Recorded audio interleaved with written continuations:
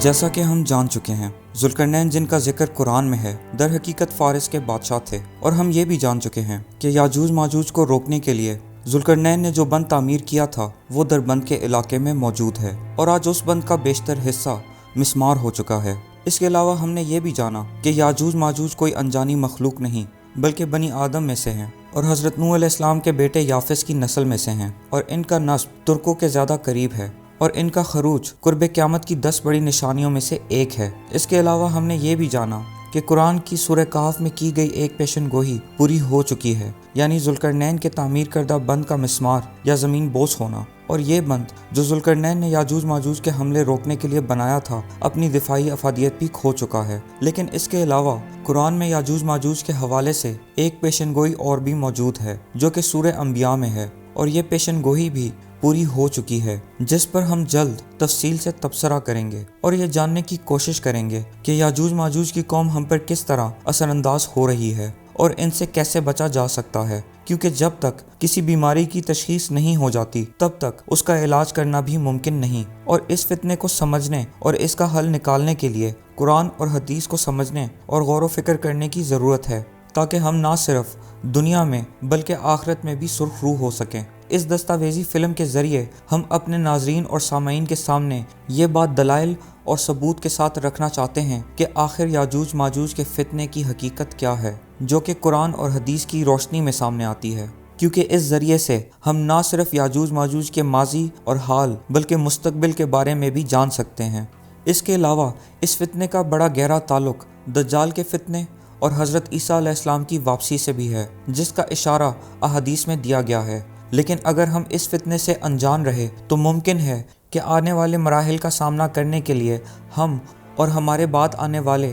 پوری طرح سے تیار نہ ہو پائیں گے۔ اس بات کی اشد ضرورت ہے کہ اس فتنے کو قرآن اور حدیث کی روشنی میں پوری طرح سمجھا جائے، اور جن کے پاس یہ معلومات نہیں پہنچی ان تک یہ بات پہنچائی جائے، جس کے لیے ہم کوشاں ہیں۔ لیکن اس کام میں ہمیں اپنے سامعین اور ناظرین کے تعاون کی بھی ضرورت ہے، اور ہماری تمام بھائیوں اور بہنوں سے گزارش ہے کہ اس انتباہ کو، جو کہ ڈاکیومنٹری سیریز کی صورت میں آپ کے سامنے موجود ہے، اپنے عزیز و اقارب کے ساتھ صدقہ جاریہ سمجھ کر ضرور شیئر کریں، اور جتنا ہو سکے اس معلومات کو عام کریں تاکہ ہم سب مل کر اس فتنے کا مقابلہ کر سکیں۔ ایک بات جو سمجھنے کی ضرورت ہے وہ یہ کہ یاجوج ماجوج ایک قوم ہے، اور جو فتنہ اس قوم کی وجہ سے آئے گا وہ اسی قوم سے تعلق رکھنے والے لوگوں سے شروع ہوگا، لیکن اس فتنے میں جانے انجانے میں باقی لوگ بھی شامل ہو جائیں گے اور اس طرح اس قوم کے معاون بن جائیں گے۔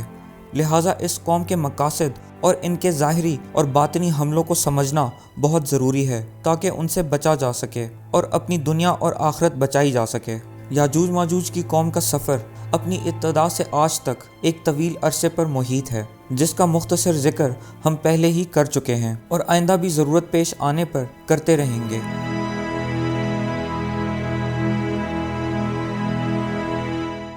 لیکن فی الوقت ہم ان واقعات پر غور کریں گے جن کا تعلق براہ راست اس پیشن گوئی سے ہے جو قرآن میں موجود ہے اور پوری ہو چکی ہے۔ ہم غور کریں گے اس خط و کتابت پر جس کا مختصراً ذکر ہم پچھلی قسط میں کر چکے ہیں، جو خط و کتابت 950 اور 960 سن عیسوی کے دوران عبد الرحمن کے یہودی وزیر حضدئی اور الخضر قوم کے بادشاہ جوزف کے درمیان ہوئی۔ حضدئی جاننا چاہتا تھا کہ سیکنڈ ٹیمپل کی تباہی کے بعد کیا پوری دنیا میں کسی بھی جگہ کوئی یہودی سلطنت قائم ہوئی ہے۔ اسی سلسلے میں وہ اکثر آتے جاتے مسافروں سے بھی دریافت کرتا رہتا۔ پھر قسطنطنیہ سے آئے ہوئے ایک سفیر سے اسے معلوم ہوا کہ قسطنطنیہ سے قریب 15 دن کی آبی مسافت پر الخضر نامی ایک قوم آباد ہے جو کہ یہودی مذہب سے تعلق رکھتے ہیں، اور یہ لوگ قسطنطنیہ کے ساتھ تجارت بھی کیا کرتے ہیں۔ اس کے علاوہ سفیر نے یہ بھی بتایا کہ اس قوم کے پاس وافر مقدار میں فوجیں بھی موجود ہیں اور یہ آس پاس کے علاقوں پر حملہ بھی کرتے رہتے ہیں۔ سفیر کی زبانی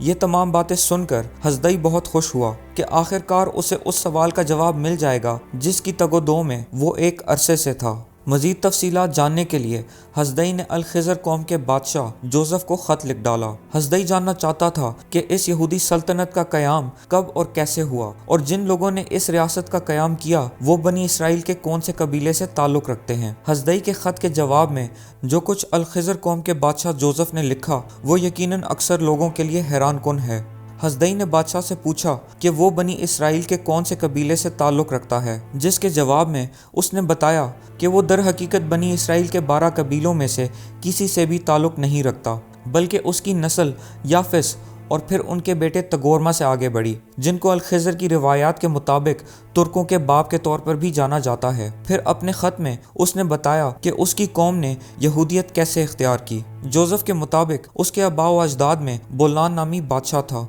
जो कि कुफर के निज़ाम और उसके ज़रिए फैलने वाली माशरी गिरावट से तंग आ गया था, जिसके नतीजे में उसने अपनी सल्तनत से तमाम बुत परस्तों और जादूगरों को निकाल दिया और अपने सफ़ीर मुख्तलिफ इलाकों के दानिश्वरों के पास भेज दिए ताकि मशावरत की जा सके कि कौन सा मज़हब इख्तियार किया जाए। आखिरकार फैसला हुआ कि यहूदी, ईसाई और इस्लामी तालीमात बाकी सब के मुकाबले में बेहतर हैं, लिहाजा तीनों मज़ाहिब के उलमा को बहस व मुबाहिसे के लिए बुलाया गया। तीनों मज़ाहिब के उलमा 3 दिन तक बहस करते रहे, लेकिन कोई फैसला को नतीजा नहीं निकल सका। आखिरकार बादशाह ने ईसाई पादरी से पूछा कि दोनों इस्लाम और यहूदियत में से बेहतर मज़हब कौन सा है, तो पादरी कहने लगा कि यकीनन यहूदी मुसलमानों से ज़्यादा बेहतर हैं। फिर यही सवाल बादशाह ने मुसलमान आलिम से पूछा, तो उसने भी ईसाइयत के मुकाबले में यहूदियत को ज़्यादा बेहतर करार दिया। इस पर बादशाह बोला कि आप दोनों खुद तस्लीम कर चुके हैं कि यहूदियत इस्लाम और ईसाइयत के मुकाबले में ज़्यादा बेहतर है, लिहाजा बादशाह अपनी पूरी कौम समेत यहूदी हो गया। फिर यहूदी मज़हब की अफजाइश के लिए बोलान बादशाह ने यहूदी उलमा को बुलाया और मकामी ज़ुबानों में तौरात का तर्जुमा किया। फिर बोलान के बाद उसके बेटे ने अपनी सल्तनत में कई इबादतगाहें तामीर करवाईं और कई यहूदी उलमा को बगदाद और कस्तंतुनिया के इलाकों से अपनी सल्तनत बुलवाया। कुछ लोग सोचते हैं कि शायद यहूदियत इख्तियार नहीं की जा सकती और सिर्फ एक यहूदी का बेटा या बेटी ही यहूदी हो सकते हैं, हालांकि हकीकत में ऐसा नहीं। मौजूदा दौर में इसकी एक वाज़ह मिसाल मशहूर ज़माना अमरीकी प्रेसिडेंट डोनाल्ड ट्रंप की बेटी इवांका है, जिसने एक यहूदी शख्स के साथ शादी की और ख़ुद भी ईसाई से यहूदी हो गई, जिसका तस्करा बार बार ख़बरों और नशरियात में किया जा चुका है। ऐसे ही उस दौर में भी यहूदियत इख्तियार करना कोई गैर मामूली बात नहीं थी। हाँ, ये बात ज़रूर है, किसी कौम का यहूदी मज़हब को इख्तियार करना तारीख़ में एक नुमाया वाक़या है, लेकिन फिर भी आज के दौर में मालूमाती मवाद की फरवानी होने के बावजूद इस हकीकत के बारे में बहुत कम लोग जानते हैं।